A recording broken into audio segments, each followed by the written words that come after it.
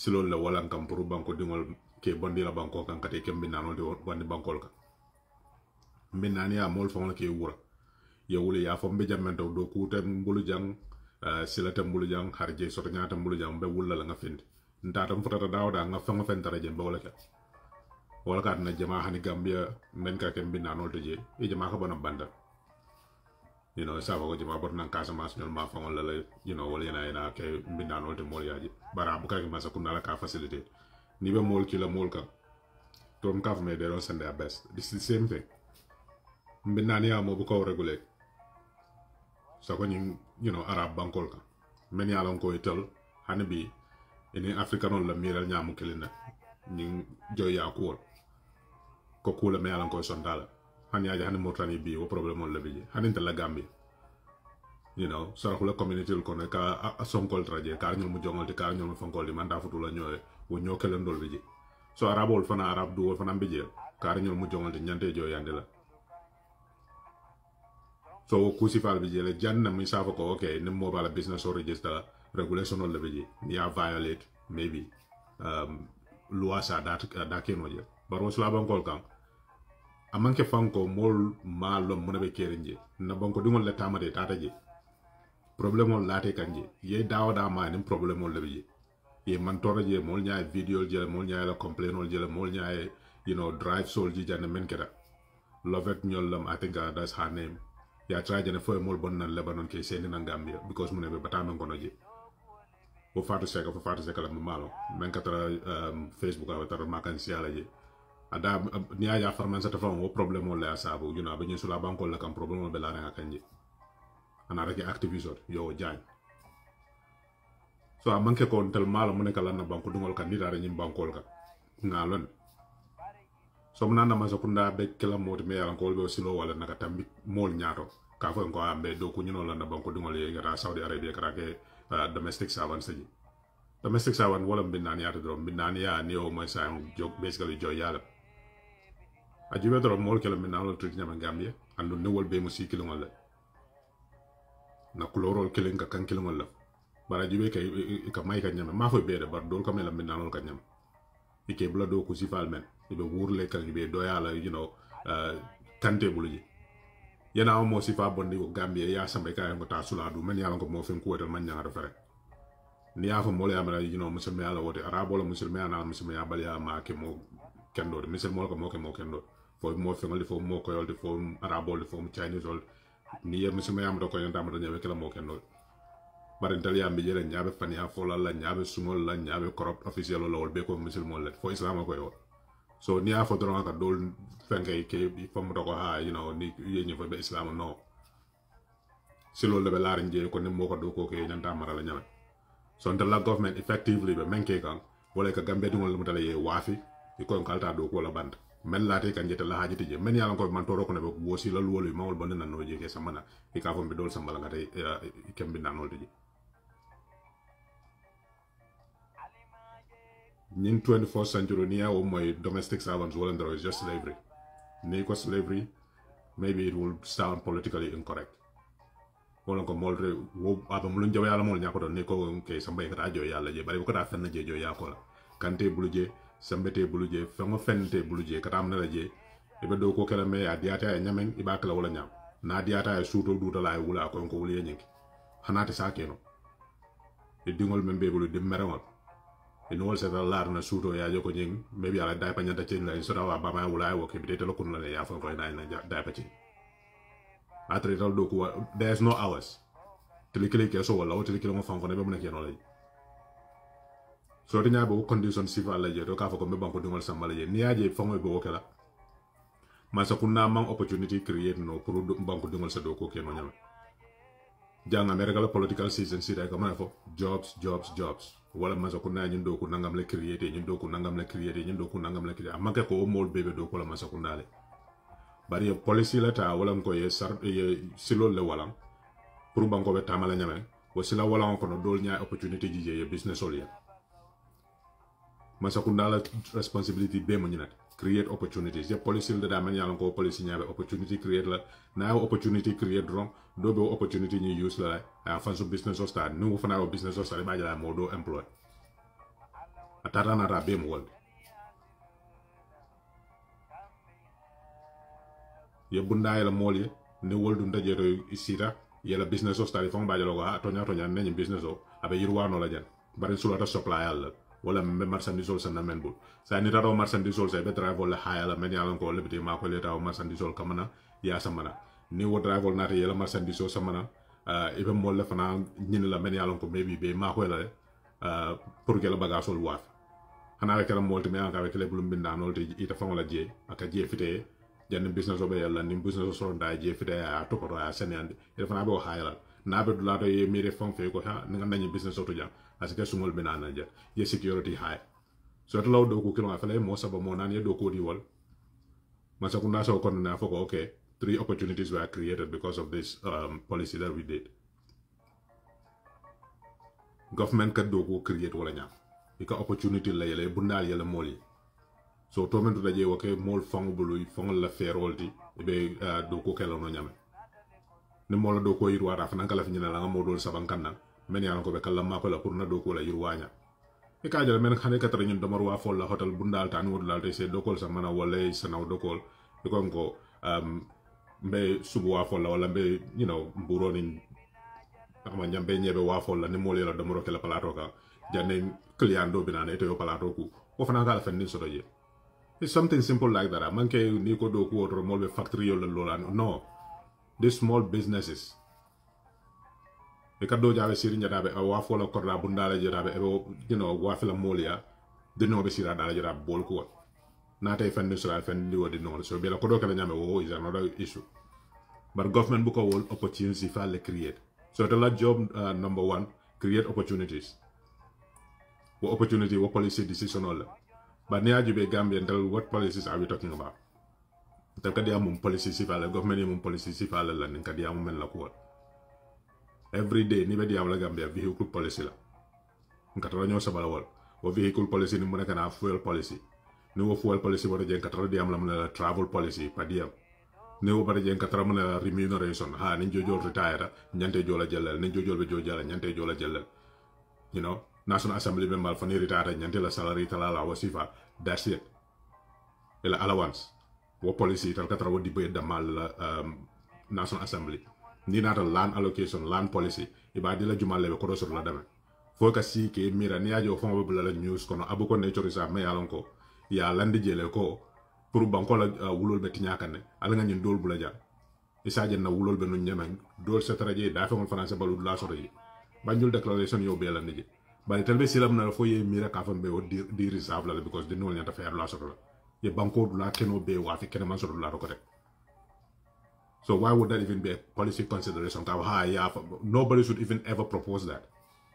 Abuko nature is a better mo manya na da fong le malawot. Ni o bondi wota sa wulo beta Gambia mi to ma fana ko re na ma ge santol. Andu ni bulo si do fana ibo fana beti nyara. Nyinda ma mu la policy de every policy Gambia government kamen ka pay ibe kunkili na fa kala je nyaadi. Vehicle policy wala kar nyanta moto sor la muso nyanta moto sor la moto fula nyanta tar la suko. Ni o ke ala fuel voucher nyanta kala jellet. Ala fuel ko poro nyanta kala jelle nyanta driver di la wal driver final allowance nyanta kala jelle would pay. They create nothing for the economy, absolutely zero. Aka kodo bonni mol bulle aya dundi ñi motol la ko ko ni wo motol fananti ñaara yeta yo pa karakil ne moto doñe National Assembly follow naate ko motol fula ñaw naate ko motol ni wo motol pareta je muna ne tawol bonde la ya sende nan ko masa ku da motol la ñiti ngadi la pour la do ku jaron la ba ne wol be foño la dro ikanga nu woleta National Assembly do na sanjulu ye million landi e kon ko motol la sanjil ni yo motol finance be munaka fuel voucher la fana betal la largo ka atra ñu ndol même bota je e ko le yonka la pension fanko fele e be fanna fala banko mo le tora ñum policy Gambia ko untel ka diamo da mal la vehicle policy, is it correct, is it not correct? Ika jojo jo mena, is it correct, is it not correct? Ndela ka ja be ka ta ñu ne the policy discussion moy la on anything ni ko ngo agriculture policy ale ha me jamano sana ne ko jambano se ka se muna muy la policy fo banko mol ñante fambalu ni no fo ma ñane fambalu ni no ite mum policy la lande ka ko banko mol se fambalu ni no ñame ha ka tiyo do ko ni o tiyo do ko ya be wa e ka wa fi men na ni mane sa waro si da bo ko mane so si yeta dun julo le na ma no sanna wo policy la beji you know ita agriculture kala ya londi nyin kamala ko banko bantala fitina bije fitna tije kala bije kala tije Gambia dingol se fambalu ni non because nunte ke fambalu la janen tubabol binan sanin to ko ma sakunda boni tubabol bulle pour fango ke fangol ye ngalom fango mofla singola ngam fanna fano muna matina lan tel te police lan la me alon ko kunum menka kenu jaay mol nafa ngo police kilongol murundira UDP la 5-point agenda yo landi je agriculture ka agriculture demarcate comme ni nata kombonyol ma fon la kombo santol to ko bakaw la sa fo kata ñin na ko fengol ko baraka je la nenta law ñomi hakalam ko so ka jube man ya lan ko la fay dun ñin garden do ko kono la ñin na ko do ko mel ñin ñin famé sangol même mol ka sulé la tabirol do wolu men ya lan ko la fta invest la woto wala muy to la interest ma sa kunda yo subsidize ay ma koy bar ni be wodo ko xele be tarlo ñim dulal leto be tar bakaw faro ko ñom ma fon la kata ka ci kala ñol wala be tar kombo santo la wala ñomi hakala ñol ni lafta garden do ko kalam be subsidize am be ma ko la masakunda kodo fele pour ka hirwan ni nata badi bu ñol ma fon la tiyo ko baraka je suno ko baraka je ko ni mel lafta do ko kala commercial agriculture ñi suno ni ñi finnol ni ñi fon be an ko man sula ji jamala e be wodo ko kala ni ba kala wala muy tara interest be sponsor la be tar badi bu ñol ma fon la ka jina wol men lafta man do ko kala wala be tar siara ma fon la URR CRR mano ko baraka la so ni lafta ma sakunda e ma ko pour que empower te policy kendo so wala policy plan so ko ni nga agriculture lafta wala kala like agri business ma sakunda be ma ko la funds wala e la policy samana nga jube e la policy proposal e bay ni yirwane non nyaade pour ba gamme non se balu no nyame na tara adikira mano la bari ko bak la badi le ko non ni aka badi be problem so la because je jale bije ko jiolo bije mano du sula ta ji jamal la so ni bak lantal be ma ko la wita URR CRR nyamba fon la kabusa ko nyol was area because ngal na ko is possible ba ke no la bari irrigation tete buli ko ba kala badi ni bita badi bumbe ma ko la badi betiol do ko la wala nyo wala fendo ni nata fisheries la the same thing kombo nyol so wo policy kilongol badi wetiyo ni sunol doku URR CRR bolon ko no wala manol doku wol fana be sulele futol ni la manol la so wol ba sanna min tole ya sanna badi ko ko be naita bari ngol fana foy mano do wol fana ina ya sensi ara na hani mamma ker sort outside e ba sort la Gambia general zirwa bari te ga be ke monate procurement yata jambar no sanam banda ya sam million tan yana ne ya lon ko ni ngani wa fi jando e ko banko de nga sam million tan ara ya sam million fula million se yo be blelo jubo ko sai wasande ko la lafta profit la ko de ya lon ko ni ya di Gambia Sénégal la bawo iblome ko be wala nyanta men solde iti nyanta men solde ta solde ko nga wa fi Sénégal président mu me ko la ka fu mo leon ko nga jamano sama nyane eta ya wa fi Sénégal ile mana ki meanwhile the vehicle policy no problem wo mo bulo man nyana mala wala mo da man nyana mala wo ni na re ko jojo la remuneration ni retire nyante jola men la wala ka ka ta ko wal agriculture policy zero mo buka diam wala afle jamano san Sénégal abanda Gambia agriculture policy be mo de jamano san Sénégal andu buka di wala free ni ya wafi wala ya foka pare ni wala la sene joron sama ibe mun kala ibe mun soto la je merci balon dino samani samatem kar Gambia sama mo wal mom policy la bi jef pour irrigation Gambia la ba jio bi ja be mu ji selet mun ne de policy sambala na mayalon ka ba make sure la ba jenjongo bela mano ko do kuje pour Gambia sa fam balon ko mano bon nan Thailand man fo banko ni wando but there is no policy on agriculture. No policy on food sustainability. Ni nata energy la da be la out. Nawek jube ma nyame no banko. There's one report me along ko medial mark cover back a mole from buka akacha. Well, there's this guy from the meteorology office. I think his name is something Jallo. Let me see. Yeah, Mamuli Jallo. He's from Department of Water Resources. Water sample letters in the Gambia, none of them, every single one of them, they did not meet the standards for consumption. They all failed. Walonko molka jiol memme, itala londo to bawa ital water resource mol let mene alonko ka jio kuol ya wala kara. Ya jiol nyin tesle, ya jo ka jiol nyin man kende approve, man ke ji kendo mol sa amen no le bari, ase mantoro dino la. Mune wasabu. Nawek la geo is not reliable, number one. mol ka tara jela pompo be bulu ka for suro 3 o'clock len jio kana nana tana mo be wuli jela pompo yela ite chortini soro nyindo chortini soro wo kamana ke mol ka tana sa ma sakunda ba o man la jiko bonno al nga bo holol si ita da gambia dawda be ni bo holol ya ne yo bo holol si manaka ya sin na dro e pipe ko jero ay jio sabayna no filtration no they don't clean the water, they don't filter it or anything like that. So more low personal solution all that you can only use near uncle manjio sotono. So there's no water treatment. Ilo boholo, there's no water treatment, there's no filtration. It's basically a glorified well. Coming kolongolondro. Ajoko ni ra sando mo yela kolongol singa da bebe yelele ni pareta jibiro ete yo jobi ya samara. Ji duro la man ji duro ntabam. It'll be a tabiro kela wolle be kula wolle be min wo men ya lon ko wala mulun jaw yata wol nyakro demande sa nga son demande yela kalota ya son baro martin ibuka jio fil da wanyam because bacterial man ba kono they are too tiny ni okay nyin kala meson kono be jol ne jio kono be wala min wo be musa sa kele balo kono to mawlo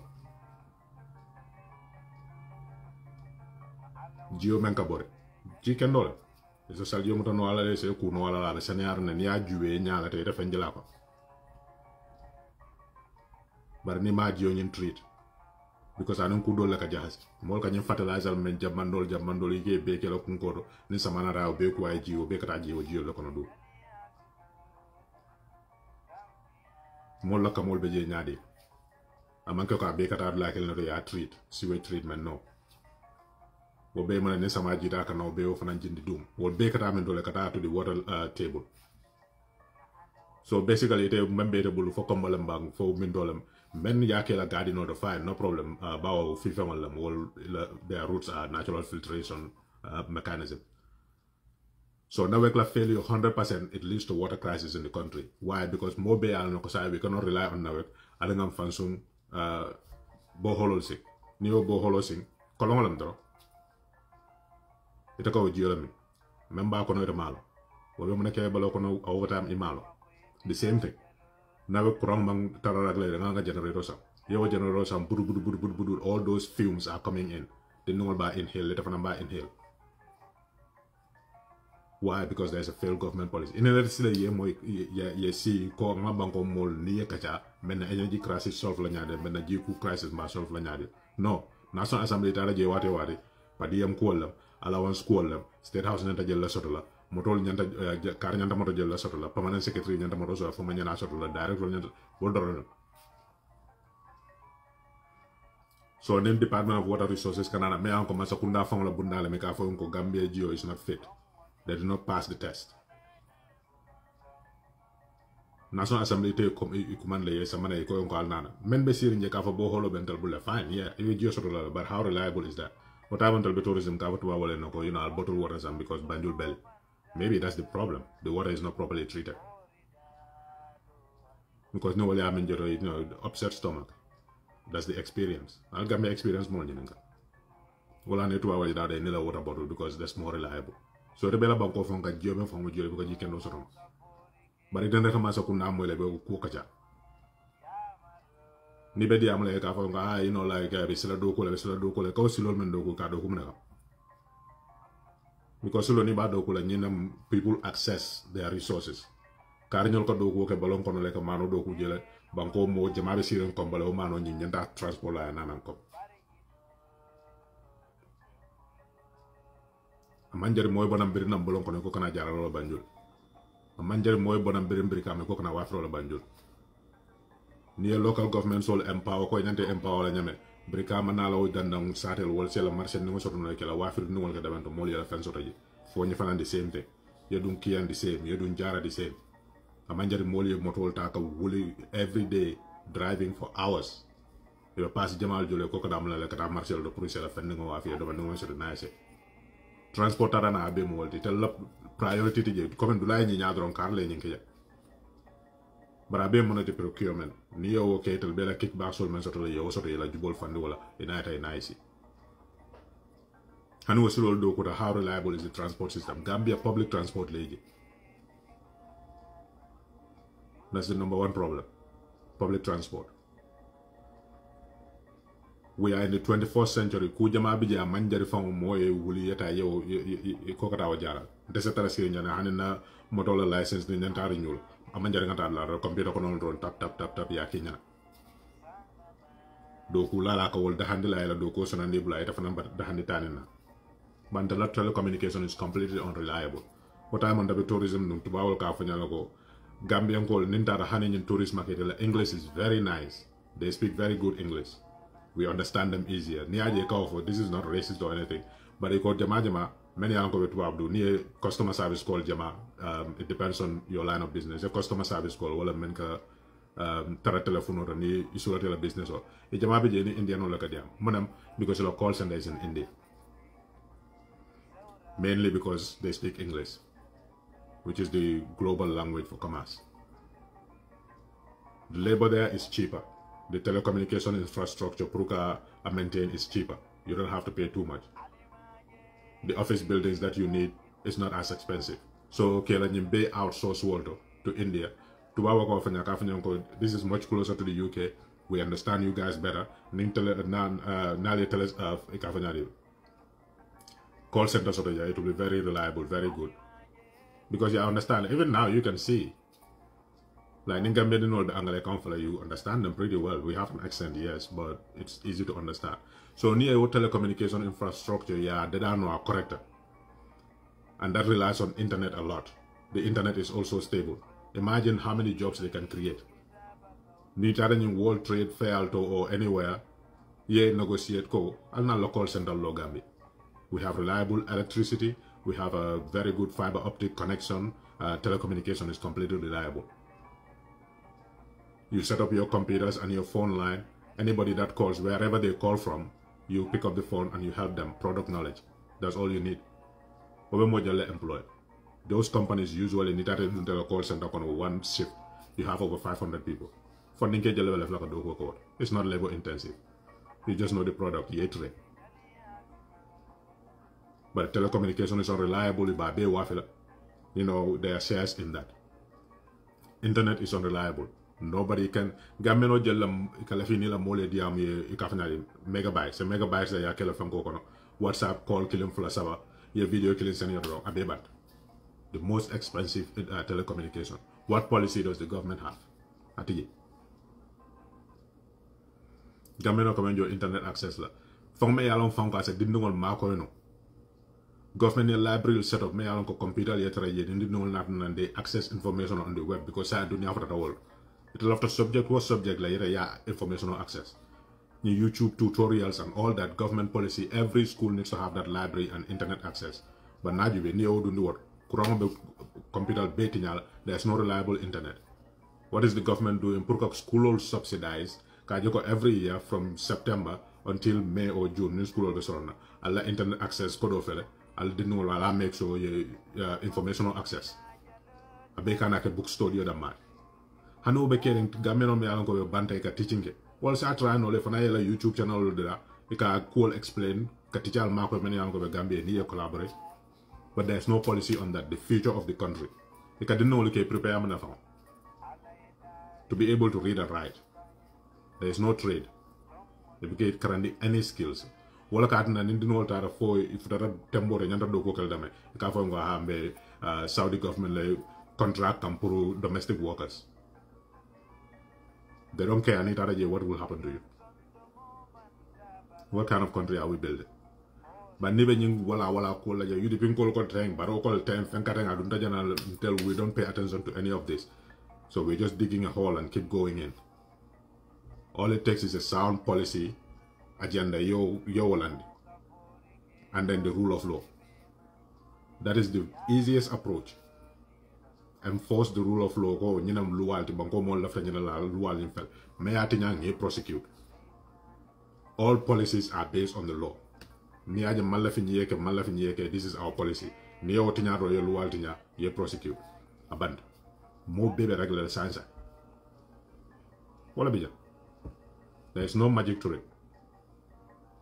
Ni ko ñinam policy timba implement la tane ya implement ni na re auditing te ya joko te ñanta kala ñame mako ñama andu ni maka ñama for example dindungol mem faat masa kundale sambo soto masa kundale kango soto masa kundale resources sol soto asa mol tano men yalon ko ya londo soto kaje ko boru boru nyanta duna banko ka boro nyeke boru me yalon ko ni mol ya ata ate mantora ni mantora fana beje memu side effects salon ka fo ko ha nale nyum boro ma ne ata ite jusu courant le bela abela jusu courant nya ba waje ben la so doctor fana da masa wala no ko man nyanda nyim prescribe so boru boru nyanta duna ya anta kala boru kendol so your policy landi Ministry of Health ko momo boro import la na nyinem sarrol a boro nyanta bala yon la karle a nyanta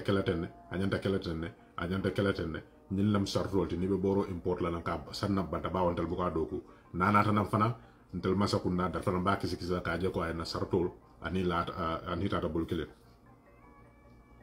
masakunda wa sartol lan momo boro import na ani wa sartol foto nyoko dron yela boro tina ko ñing manta di la pour yeta ital la nafulo be kasara la je ko moy tala haaju baaw ma sartol lan le mo sartol timmat ni o mari la nafulo ti ñasi ñake fula ñawata so naik ida be fo ñalo bor importol la wala na ba import la ba make sure masa kunda sartol ya blano masa kunda la kantar la na fana be je ka je ko ñin sartol ñin timmata la borol men ñanta duna la ko kay be sulata ke ñama ke tawala ñam ni wo fana mal do ko ka ñama fo boro ñin kanata wata dun da marché kono ay moment je ko dinol même fata ya kisi ya ko niya ñu boro dun da marché kono wala pharmacie ngol to ya soto ñin kar membe ñun do ko la kar Ministry of Health wala mal do ko ka ñama ye nawo kisi ya ko ha pharmacie inenol me boro samana ya joko do la wala na son bañu boro le fendi sa mol fele fata yete sambay ko manslaughter you are culpable yo evidence samana kiti la ya jube ko tonya na treta ma nyingeno nyi nangol ite nyi boroso la ni ma nyi boroso asike hanibi tarra janna so manslaughter luwa mana foto ala soro asiyo daw yo soro do kula ko to me ba kala je o ba hakilo to lawto fo be te jola wuli tam men na ne wuli kemo men na fo jartale yete yesiyo be ke bu nyawdo banko ka tamatel sarto le belar nyi nga nyinke jan nyindale lolo kam men ya ko expert sol lam ye londo sotole ye nyina lande ko ne nyinketa abe nyina tankal ni ñin do keta abe ñim masiba do wulula wodo al nga sansan ko yi ni me o sansan boy fo ni so dum dajere ti ñaaro keta la kan ngawdo sansan boy la ñi al nga ngal wala barintal je woku hanik e camera miral lalti ji ba be mo monati masakunda do ko monati nga soto kar ñul ma soto wala na ni ko ngoy mañin ke ko ngo ha e jalosta bayo to lamiro be mo wolde ni masakunda do ko soto ye fanna faaje banko mol ye fal ngodi wol ye fanna faaje salaam ye fanna faaje o mo haajo baranta nga ko wol soto wala ne momo ja be be tara moto ñu ma boron dol la be haftaan ñi mal dunna be bu ñangol lola ne finde be telephone saba be bul be bo si lol man ka be mol do yalla ji so ko ñin to ñaabe dama wala ko ni ba fala mol ka ko ha banko dunya be be ko le arin na dunya la ko le ya masa kunda ni aji bankol ko masa ko ni wonta mo be fankum ko wala ba ne mol ko mol tombo ka fo gal tammin nyaato ale maran na ko wala ko ka police lande wo police wala mundi banko samanya ni nga samane nyim bulola xana tara Ukraine ke lola bije banko mol be balu nola ba flo ko ambe forño dabe jaw yarane ba ke lola be Ukraine na tara police ken dol sor ñokaw do ku no dabanta barakaje findo ko do ku ja barakaje e se wid da no jela me alan ko ika forño bondi wala fanamba kele be Ukraine kele mandara Ukraine te la haji tawor mol la balu nyaa be o soto la ay sonne ma sakunda la police le be o keno la ba wa sembo be tel bo banko bo mo be la kela ko do kafu ya di tel so ni o police kendo la neje ko le asata dunya da wala nyaawnya ite la balu nyaa te fola wala mbe fola ku do la e ba fala ko ha telephone nyimal man soto ja moto nyimal man soto ja wala ku do bar balwo wo na re fola wala na to ko le a be la ranje so masakunda fel ngol ka taranya sifa la dia mesongol karala jana oppositionol be tenne karñol be tenne karñol e ñina faja ni aja polisol dunde kan na ñanto mo mantra do ko ke kaw banko kany mo be ba fam kunkul na fala mba soto la ñaati la janna ñim ko dabe soron a benati le mbalia bala fatije wala nak suña robe siare dama ya polisol ko they have a concern wala monte mol kata ka cable wuri mais anko gamtal la cable lam fiber optic cable anani pipe ke wuri kete kuntu ke waf nim mobe konkor ngata buka kudo nyasi atel hajo mu munati wala kapita nyin la ba soto la ba di la dimba la nyame fa bi soto la haram solo la fa ma soto haram solo la ba jani ba fla ni haram ta mol soto mol balu nya wala sonya nim mo balu nya man sonya dol kam malle bita kala sada dan la di kar wada malu te so jani be kala sada dan la de kebulo fele ya la ni jan mita nga ko nga wa fi nga wa fi be fen soto la je na boss fele na moto din taxi din la ko nyon ko ta eta taxi la jani be verse la na ning nga passenger kelen samba fulan jang so banyo be la hulo ko mala nga na bidongata nga isanso wi de faifa nga wo isanso wa nga na trip saba nane jang nga ko isanso banta mona karu suwo ko ku masi bobi dimbal mambalu so nta bu kamera fendo ko de wane ka molje ni slol do ku beto mo be jurma njeto yere ya be ko ikara fam na ko fana be balu la mena dem masa ko ndala police felte ñu kusi fa la ka banko kay c'est trop mol blame la wala ha ni aje tiñaro banko ka masa ko ndabe do ko la kar ñu baati man tra do ko fam ko ba mo be wala don ka mol ñaaku tala kanu nga ñene ke janga silo do ko janga fanko ke janga be ko ko ñaaja be is interconnected ni government la police felte do banko la ko le amol yaklam do don be kula ke man ñana menka so tal man la fi mol yetara di am lo ko la mol yetara munala nga tara ngi tigata la ñoo no ma don kar ñoo le ñene fa jang kar ñoo le ñene ke jang kar ñoo mo ken do kar ñoo mo jawole itel ñanta menke le mawok ba ni ko bo fa la do ko ha do opposition le ito sonna mol la ma so mol ñanta ngang hakil maya ñene la nin to mandir wato sita mol to men ya lonko ana tara hadama do bu kalo bari ñin do ma ay tan ditala ko yembula men na manu ando ni ko ba fala ñon ko yembula men na make a ñama ka kam fe bulla wala ñemuta ñe soro wala ha masa ala la sindi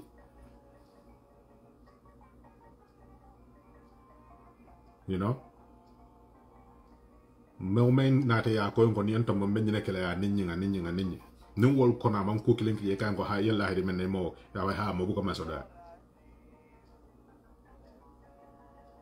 ti ñaro sen boy wa karte fayo bina sile bina wulla non ko tege na mol fa fan ya fol bare be ya je nyaala jaharam banko be koleare anda manke mo la responsibility na man ma sakunda banko diata nimmano da diata ko telefolo ke isiso konko ay maji banko bano da be dia samna na koleata ika foko ha Ukraine wato mano janda man wuli kilmo si mano fangote ibe titar la wala kaduma e bajala ko la police le wasap bar ni la police yatina mano tata data wuli fula ya wala ga hakelo be Ukraine wala tin nim mol wulte yo fo ko dunya la be ko la nyim modol wala dia mon le sia bat nani nyaado dro e ko ngalen tel tan do alen jey on nafiki yalla bi banko la ko le amem je men ya londo so do kali on ko masa kunda la responsibility la nyeli tel la lo damu nyinti manje fa yo itani mol la dinu la karamana ta be tinyaka masa kunda la lon kan mo to manje fa jata kende ya lo ko sa mo jando mo fa tan muna fa abe tingol ta fa je wala kurang la kundu ka ba operator ka fa ta je masa kunda lo dala mo manje fa banko la balu nyaaba ko yaare mo la fer yol be tinyale la do morol be tinyale la fer yol ko no munem la telephone be tinyale ni ba caaga munem na wek kala kenyanta kenyalo mbalia masa kunda la lo la mo ñu du beketa banko kana mol be nyaaje ko ñim mol yetti ñaaro la kija hana tara men binana melong 100% ka foko hadama dum wala moy bokalo nana rabe falina bari ñu dol me yetti ñaaro ke nyaaje ko yetti ñaaro ko al ngawul bondiji ya jame nga bondiji mun ka mo faale ay mol fa hani de nano la ay soro mal tout wonem banko mol la hadama ya mantano mol ju so mamantano ko nga bondiji nga baroki pour mo faseda ba yaaje melo mo fa kan corruption fa nam bije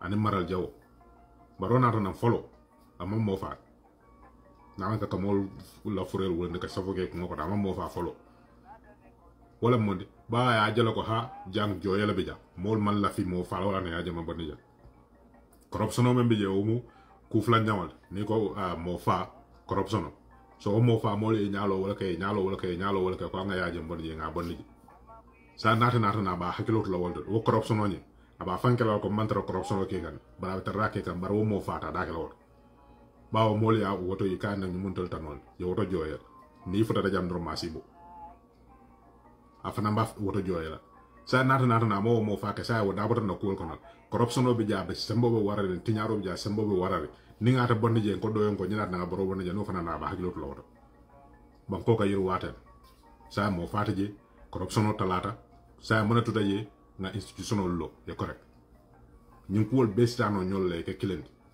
baraba kala molte me alon ko hamobe o mari la ko lafta nyin kala isa mo fatu no je ye corruption o tuye ye bankola institutional be ya be keno sanji lolu ke moko ba ne nyaaje ko nyeti nyaaro kala na ko nyaara ñu opposition wotel jelostal ba ni fana na def na mbo ku kilomètre etal ala nga yaaje me kala nyama nga bonni je ko ñenti nyaaro la be kere ñi mo faal la be kere lafta wala yeda wadanta janni mbaro be ñu no mo faal la ba atabe corruption la folo nga dafa nan kala wo corruption la nga bonni nen do natana fo ensa faal la ma fo mama kandala ma fo khalifa sala ma fo la dabala ma wo fana ba haklo to corruption to na ma haklo je ma wala nga kala wala no fana kam wo corruption fana ba mol la hal sulol be men do mol ke haklo to wolto ni itam ni ñaare ko kal maralo ntel tal ye koku ka betara ha ala ki ye na wato sira bala jël ala na man jinan santa mo bandi masaya ala na malaka kina mo bandi masaya harama di wala ka beke no wala firawna me an ko man sanen man jaw ya ka tambi wol man sanen ta jaw ya la ka tambi wol ay musa kiyaka